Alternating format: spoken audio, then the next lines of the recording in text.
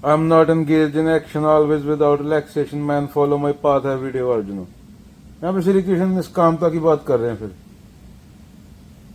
कि मैं भी कर्म कर रहा हूं ना, तो लोग मेरे को फॉलो करते हैं, पर मैं जो आवश्यक होता है वो करता हूं।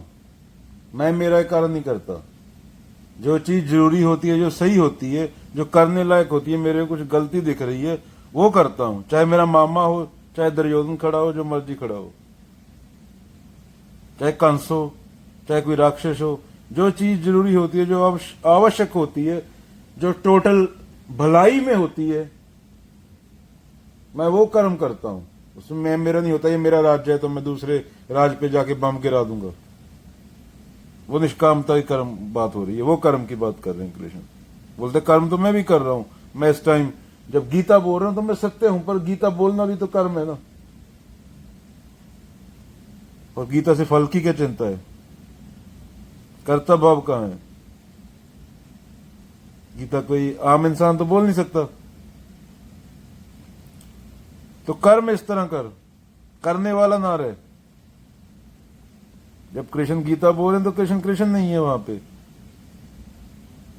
वो सत्य है। लोग इंडिया को पछड़ा हुआ कहते हैं। 2500 साल पहले, 3000 साल पहले महाभारत लिखी गई, द्रौपदी के 5 पति थे वहां। वेस्ट में 1920 में, मैं अभी ये प्रमोट नहीं कर रहा, एक औरत 5 बंदे लेके घूमे, मैं बोल रहा हूं वेस्ट में औरत को वोट डालने का अधिकार 1920-25 में मिला।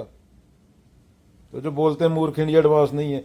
और वेस्ट की philosophy of becoming something, India की philosophy not becoming something, but you already become to get rid of that.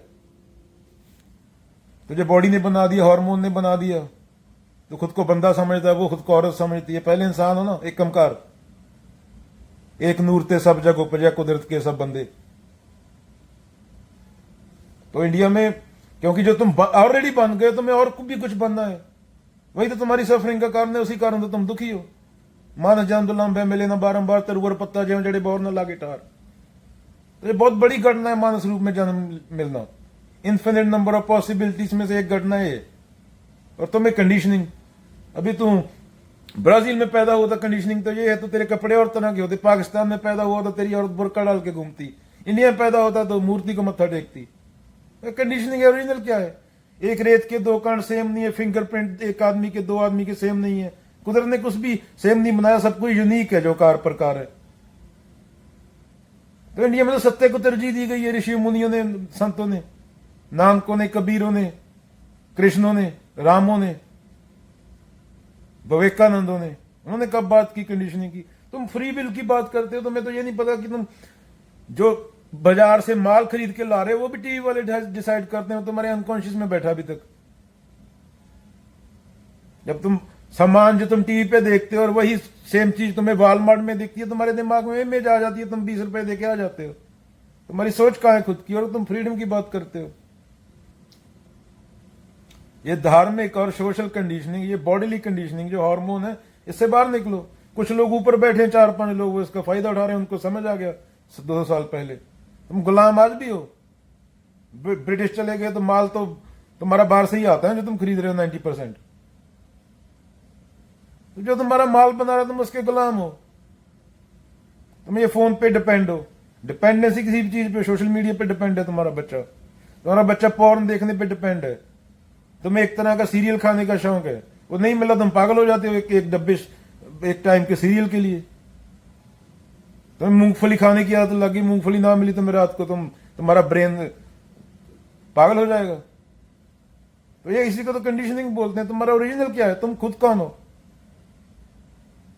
जैसे कार्ल यंग बोलते हैं, people will ask you who you are, if you don't know they will tell you who you are. तो originality हर बंदे में अपनी।